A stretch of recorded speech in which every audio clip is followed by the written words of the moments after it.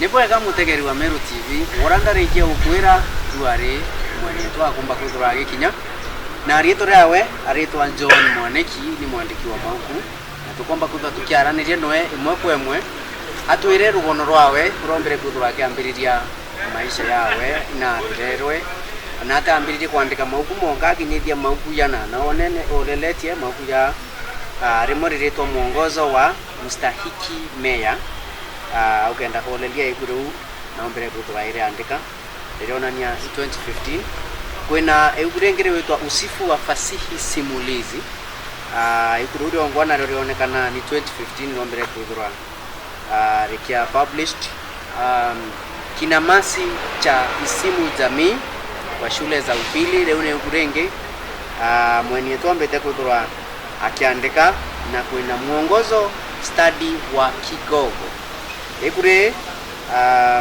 na reo nirio igure ari kumba kuthurwa rikithomwa ndene ya secondary cia Tuthai na riri tamthilia ya Kithai na ngomba kuthwa Kirombo rekeri nundu mweni yetu atumba kuthura kiari Kimiru tukomba kuthwa tukiambiriria Kiswahili imwe kwa imwe na kuungo kwa togeni tumbe kuthura tukitaniria imwe kwa imwe. Karibu sana mgeni wetu. Asante sana. Yes. Kwanza kabisa tunataka tujue ulilelewa wapi na yani wewe ni mzaliwa wa kutoka wapi? Naam, kwa majina kamili naitwa John Mwaneki. Nilizaliwa katika jimbo la Laikipia katika eneo la Nyahururu. Huko ndiko ambako nilizaliwa, lakini hapa katika jimbo la Meru hapa nimekuja kuweza kufanya kazi na vile vile jimbo ambalo naweza nikasema kwamba hapa ndipo nyumbani. Niseme kwamba katika masomo yangu na jinsi ambavyo nilivyolelewa ni kwamba nilijiunga na shule ya msingi ya Usogwa.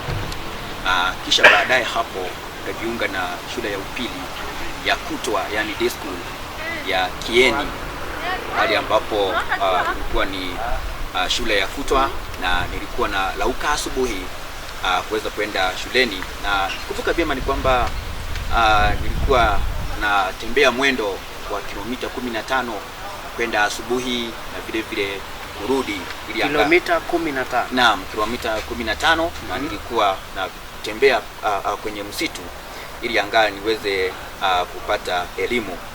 Baada ya hapo nikamaliza na nikajiunga na chuo kikuu cha Nairobi, nikafanya shahada ya walimu katika somo la Kiswahili.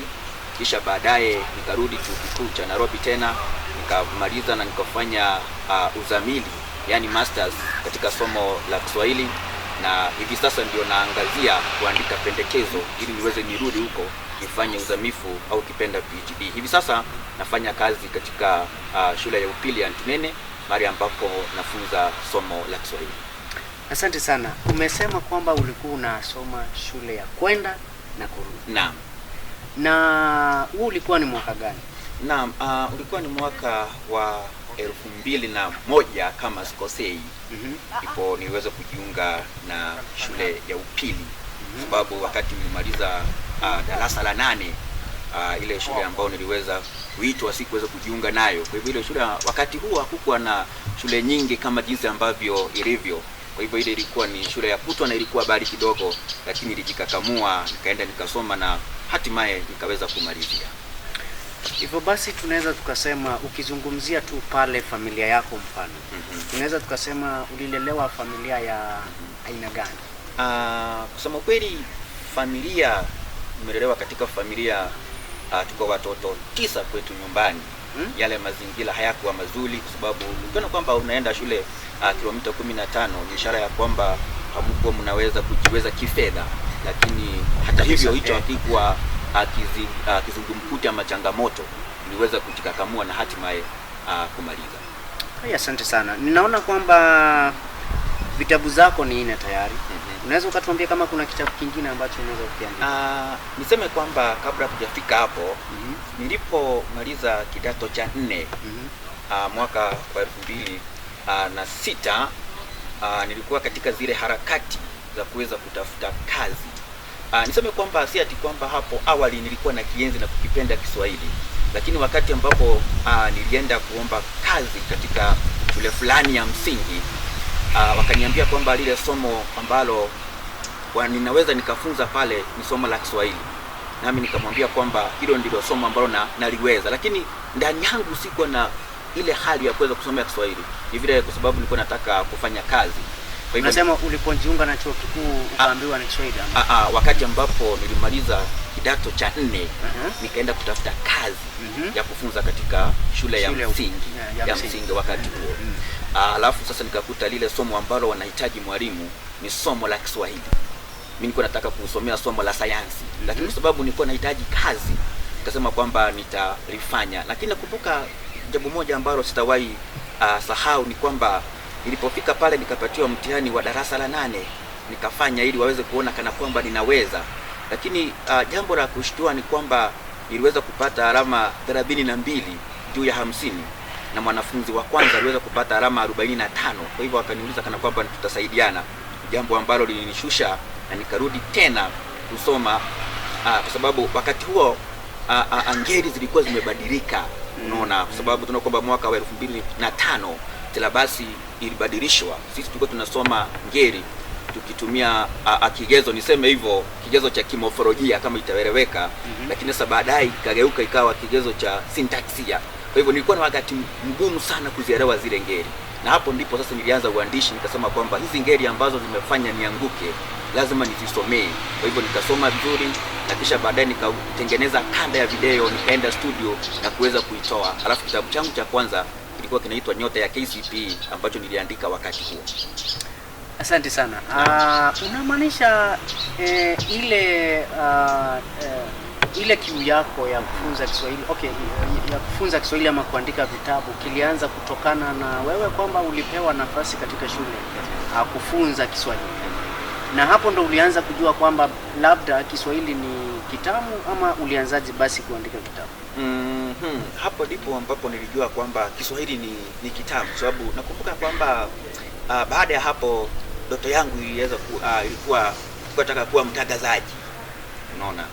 Lakini sasa ningechukua redio na kuweza kutangaza wakati ambapo anatangaza mpira, kwa sababu nilikuwa nawasikiza akina Jack Oyo, Sylvester wakati huo, akina Salimanga wakati huo, Mohamed Juma Junguna. Kwa hivyo nilikuwa na waenzi sana, nilikuwa napenda sana kabumbu. Kwa hivyo ningechukua tu redio halafu najirekodi nikitangaza mpira. Lakini wakati ambapo sikuweza kwenda katika chuo nifanyie wanahabari, basi nikajikuta kwamba nimeingia katika ualimu. Asante sana. Kitabu chako cha kwanza? Kitabu changu cha kwanza ni Kinamasi cha Isimu Jamii. Hiki ndicho kitabu ambacho ni cha kwanza cha Isimu Jamii ambacho niliandika mwaka wa 2013. Hiki ndicho ambacho kiliweza kunipatia hali ya kuweza kuandika, kwa sababu wakati ambapo niliangalia katika somo la Kiswahili nikagundua kwamba kuna pengo fulani katika Isimu Jamii. Kwa hivyo vitabu hivi haviko vimeandikwa sana. Kwa hivyo nikaweza kukiandika kile kitabu, na wakati ambapo nilikiandika kikawa kinawavutia watu wengi hivi kwamba niliweza kuuza nakala kama 4,000 wakati huo, nikiwa Chuka nikifunza katika shule ya upili ya Ikuu Boys. Sasa wakati huo ndio nikapata hali na mwanga wa kuweza kuandika zaidi. Unasema kwamba kitabu ulikiuza kama vitabu ngapi mara ya kwanza? Mara ya kwanza niliweza kuuza kama vitabu 1,000. Sababu nilikuwa naviuza katika shule tofauti tofauti. Alafu wakati huo napatiana, kuna wale watahini wa mtihani wa KCSE katika somo la fasihi. Nilikuwa nawapatia hizo nakala, wakienda kusahisha hiyo mtihani wanawauzia wale walimu. Kwa hivyo katika ule muktadha basi nikaweza kuuza nakala 1,000.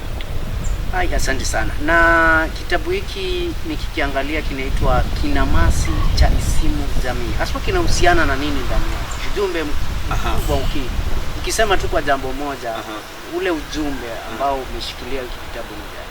Kinamasi kwa lugha ya Kinamasi ni oasis. Unaona, ukienda katika jangwa kuna sehemu ambayo iko na maji. Unaona? Kwa hivyo Isimu Jamii wakati huo hakukuwa na vitabu vingi. Kwa hivyo kupata nakala kama hii ilikuwa ni kana kwamba ni kupata kinamasi katika jangwa. unaona. Kwa hivyo ni nakala ambayo inazungumzia sajili za lugha, mtindo wa lugha, kipengee ambacho kinatahiniwa katika karatasi ya pili katika mtihani wa KCSE. Naam. Asante sana. Kitabu chako cha pili kilikuwa ni kipi? Kitabu changu cha pili baada ya hapo ilikuwa ni mwongozo wa mstahiki meya. Ambacho kilichapishwa mwaka gani? Hiki nilichapisha mwaka wa 2015. Samahani, mwaka wa 2014. Niliweza kukichapisha hicho kitabu. Hiyo ni tamthilia ambayo ilikuwa inasomwa na wanafunzi katika shule za upili. Kwa hivyo nikakiangalia nikaangalia ile tamthilia, kisha baadaye nikaichanganua na nikakiandika.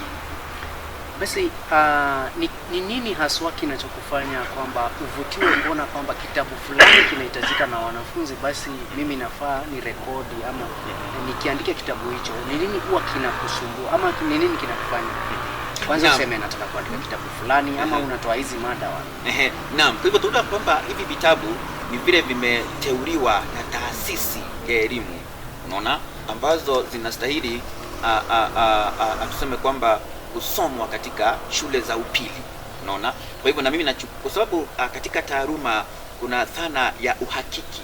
Kwa hivyo ukichukua vile vitabu ambavyo vinasomwa na wanafunzi una vihakiki, unaona. Kuvihakiki ni kusema nini?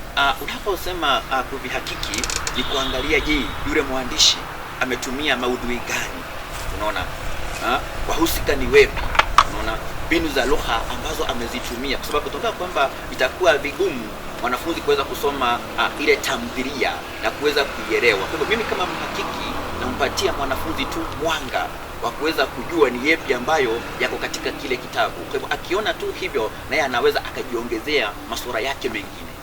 Haya basi, tulipokuwa tukianza uliweza kutueleza kwamba ulikuwa unapenda sayansi, somo la sayansi, na chuo kikuu ulipanga kwenda kufanya nini? Chuo kikuu nilikuwa napangia kwenda kufanya wanahabari. Naam, kwa sababu nilipoenda nikaanza kufunza katika shule ya msingi, nikaona kwamba Kiswahili ni lugha nzuri, Kiswahili ni lugha ambayo inavutia. Kwa hivyo nilikuwa nataka kuwa mwanahabari, lakini unajua ya Mungu ni mengi, hilo alikuweza kutimia, nikaweza kujiunga na taaluma ya ualimu. Labda tukiangalia kwa sasa, kuuliza tu swali. Wewe sasa ni mwalimu kama ulivyosema, shule ya upili ya Mtunene, na unafunza pale Kiswahili, labda kama sijakosea. Na unaweza ukasema unapenda unachokifanya kwa sasa, ama bado unasikia unahisi kwamba ningesomea uanahabari ingekuwa bora zaidi? Kusema ukweli, kama singependa kile ambacho nafanya wakati huu, singekuwa nimeandika hivi vitabu. Kwa hivyo ishara ya kuandika hivi vitabu ni kwamba ninapenda sana kile ambacho ninafanya wakati huu. Naam. Asante sana. Muthikiria wa Meru TV tukomba kuthura tugicoka itarite kuraja na tukomba kuthura tukiaraniria kurukina mugeni wetu atwire mauku juja angeombete kuthura akiandika na ataombete kuthura akijambiriria tukenda kumenya na rika na programu hii yetawa inya ya kumiria the power of persistence, na ne kuona ya ayuthi baraba kwenda kuandika mauku, mfano baraba kwenda kuambiria biashara sio baraba kwenda kwa na siasa kintu kirake ondo kwenda kwa na nate ya programu iko mba kuthura yutetherika na mubango juju mba kuthura yukureta iraeni bonthe na baga kueleza urabombete kuthura bakiambiria kukwithia mantu yo imwe kwa imwe kwa weta kuraja tukasokera dene itarite kuraja endelea kutegera. Acharo Wadi wa Mitira yako na videmua, unaona, ako na chumba chake cha kuweza ama taasisi yake ya kuweza kuchapisha vile vitabu yake binafsi na wengine. Naam, anaweza pia na vya wengine, unaona. Kwa hivyo ukiwa unaweza ukajichapishia, kwa mfano hii nakala ya kinamasi cha Isim Jamii iliweza kwenda tu nikaweza kukichapisha tu hivyo pale Meru, nikakichapishia mwenyewe, nikaenda kuuza mwenyewe, na diposa niliweza kuunda ama kuweza kuuza nakala 4,000, unaona. Lakini ukiangalia kitabu kama hiki, mwongozo wa stadi kigogo ambacho nimetoa na Talanta Publishers and Logistics, hiki kitabu zile hela ambazo zimenipatia ni kidogo sana, lakini kitabu chenyewe ukienda shule za upili utagundua vile vitabu vimeuzwa, unaona. Lakini sasa ukiangalia kile ambacho unapata then unaona kwamba si jambo ambalo unaweza ukajivunia. Asante sana. Wacha tuende kwa kitabu chako cha 3. Mfano tuliweza kuzungumzia cha kwanza kinamasi cha isimu jamii kwa shule za upili. Basi tuliweza kuangalia usifu wa fasihi simulizi. Vitabu viwili uko navyo. Tueleze kile ambacho naweza nikazungumzia kwa wakati huu ambacho kwa hakika kiko na mashiko ni mwongozo stadi wa Kigogo. Kwa hivyo huu ni mwongozo stadi, ni kitabu ambacho kimeweza kuhakiki tamthilia ya Kigogo. Kwa hivyo katika huu mwongozo kwanza kabisa nimeweza kushughulikia muhtasari wa tamthilia yenyewe ya Kigogo. Vile vile nimeweza kuangazia ni maudhui yapi ambayo imejitokeza pale, kisha baadaye nimeweza kuangazia ni wahusika wepi, sifa zao na umuhimu wao, na kisha baadaye nimeweza kuangalia matumizi ya mbinu za lugha, na vile vile mwisho kabisa nimeweza kuangazia maswali mfano ambao wanafunzi wanaweza wakatumia angaa kuweza kudurusia wakati ambapo wanajiandaa katika mtihani. Naona kwamba kitabu kama hiki, kama ni mwongozo tuseme, kuna tamthilia fulani imeandikwa kuihusu. Na imeandikwa kuihusu. Na kitabu kama hicho basi kumaanisha si uandishi wako mwenyewe. Ni wa mtu mwingine. Hivyo basi nafikiri kwamba kama kitabu kama hiki kimeandikwa na watu wengi. Mwongozo tuseme. Mwongozo umetolewa na watu wengi. Ilifikaje basi, kwa sababu uliweza kunieleza hiki kitabu kinatumika na wanafunzi kwa sasa shule. Iliwezaje basi ikawa kitabu chako ndicho? Si ati kwamba kitabu chenyewe kimechaguliwa. Riwaya ama tamthilia ya Kigogo ndio ambayo imechaguliwa. Kwa hivyo nao waandishi wanachukua ile tamthilia wanaihakiki, unaona, criticism. Kwa hivyo kunaweza kuwa na miongozo mingi tu ya Kigogo. Kwa hivyo kile ambacho mwanafunzi huwa anafanya ni kwenda kwenye vyumba vya ama katika duka za kuuzia vitabu, alafu anachagua ule mwongozo ambao wanaona unafaa. Mwanafunzi mwenyewe ama wewe mwandishi ndiye ambaye unazunguka kwenye shule tofauti ukiweza kunadi vitabu vya, kwa sababu lazima pawe na competition, unaona, kwa sababu waandishi tofauti wameandika hii miongozo. Lakini je, chako ni tofauti vipi? Lakini niseme kwamba changu tofauti na miongozo mingine ni kwamba kimetoa hoja nyingi, ushaona. Kwa hivyo kama kinazungumzia kuhusu maudhui ya nafasi ya mwanamke, natoa hoja kama 20. Kwa hivyo ukizungumzia kwa mfano mbinu ya kinaya ama mbinu ya sadifa, unaona, jinsi ambavyo imetumika katika tamthilia ya Kigogo, inatoa hoja nyingi kama 20. Kwa hivyo mwanafunzi ako na ule uhuru, ushaona, wa kuweza kuzichukua zile hoja na kuweza kuongeza zingine wakati ambapo anajibu mtihani wake.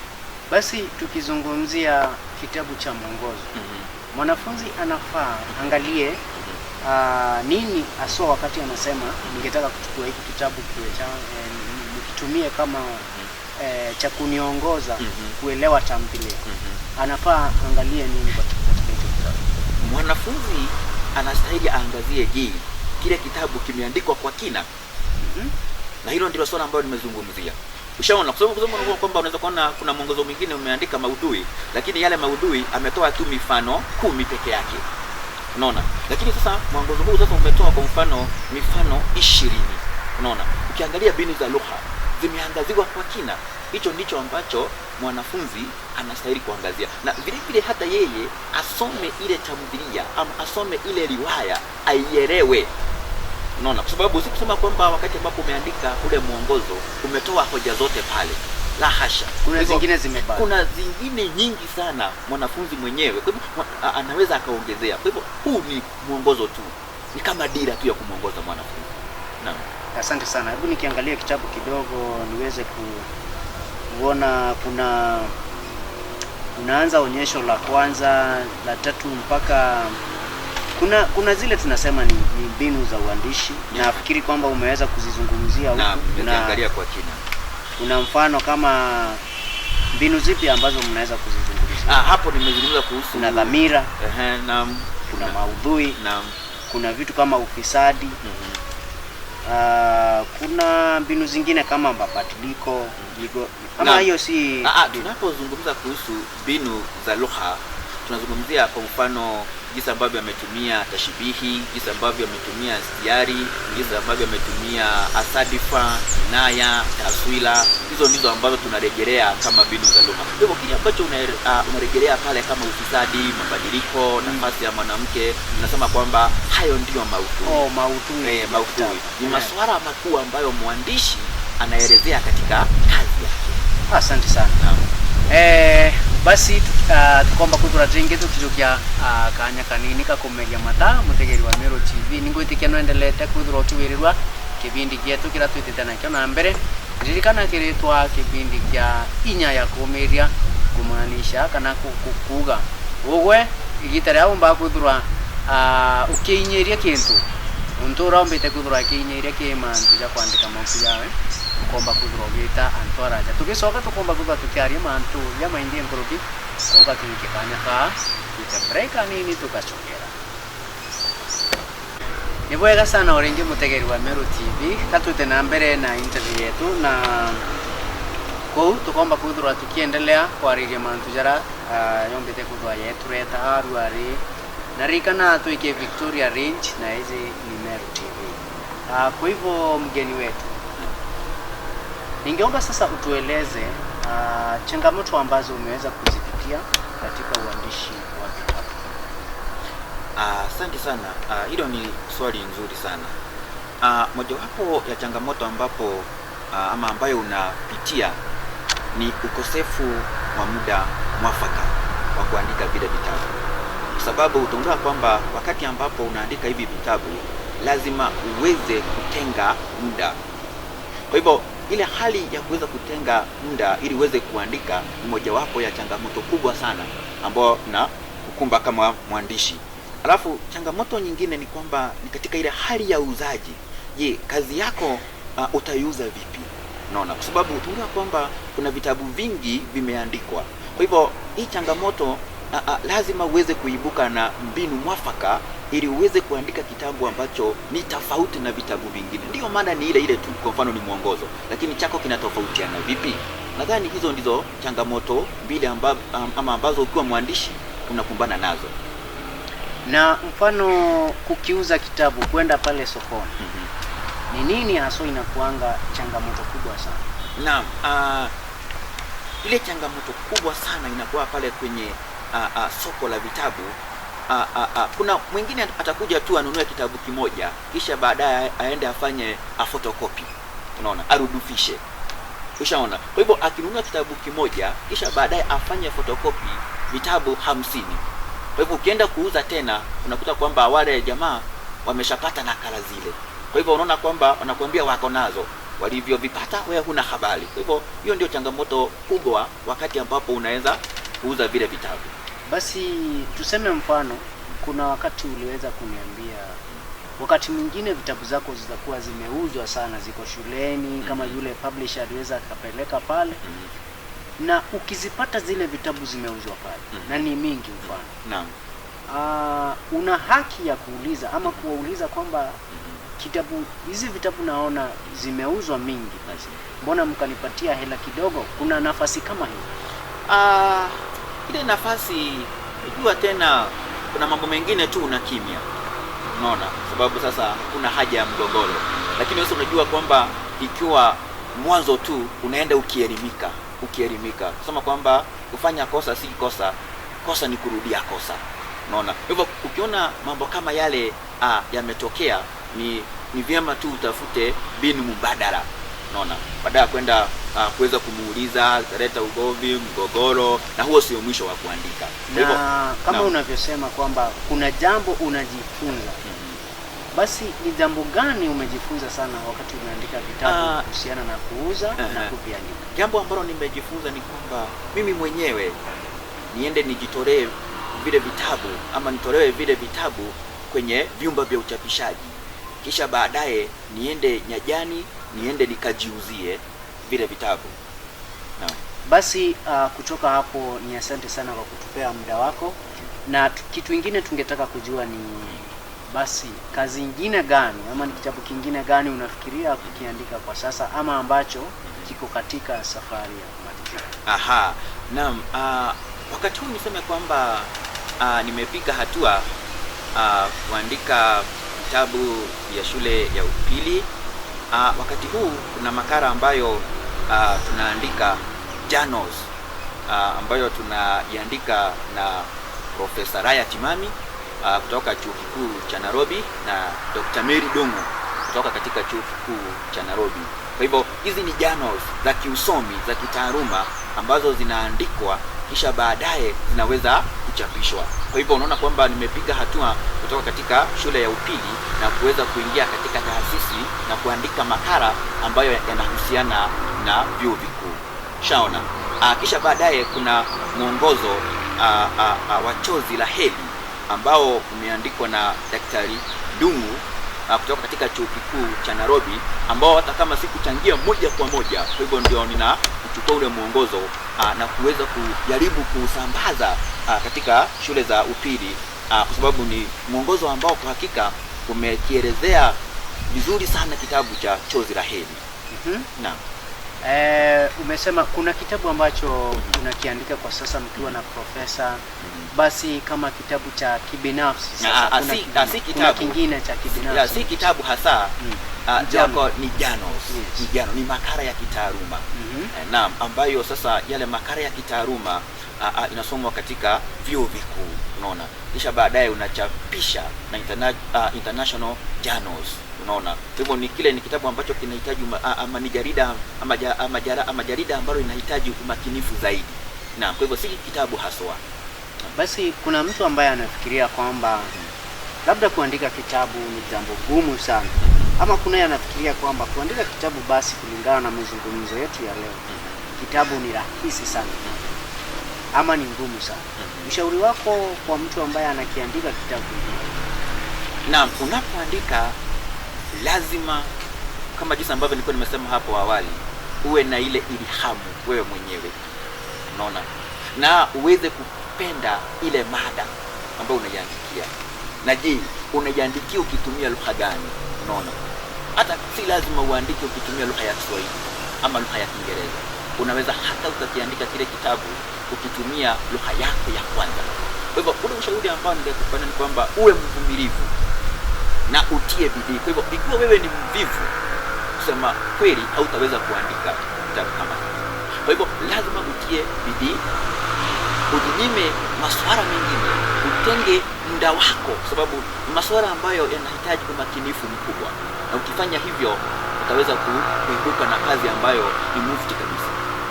Na wakati mimi ninakiandika kitabu, kuna wakati mtu ambao ukiandika kitabu na kiacha tena, ukiandika kifika like tuseme umeandika kikafika kurasa kama 2, 3, 4 hapo unaona unaacha. Kuna wakati kama huo ulijikuta unafanya hivyo? Naam, nilikuwa nimeanza kuandika riwaya, na ile riwaya niliandika kama kurasa 120.